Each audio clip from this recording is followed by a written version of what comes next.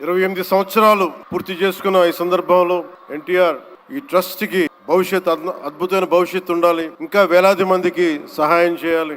నాకు చాలా ఆశ్చర్యం కలిగించింది. చాలా సైలెంట్ గా చేసుకెళ్లిపోయే ట్రస్ట్ ఇది.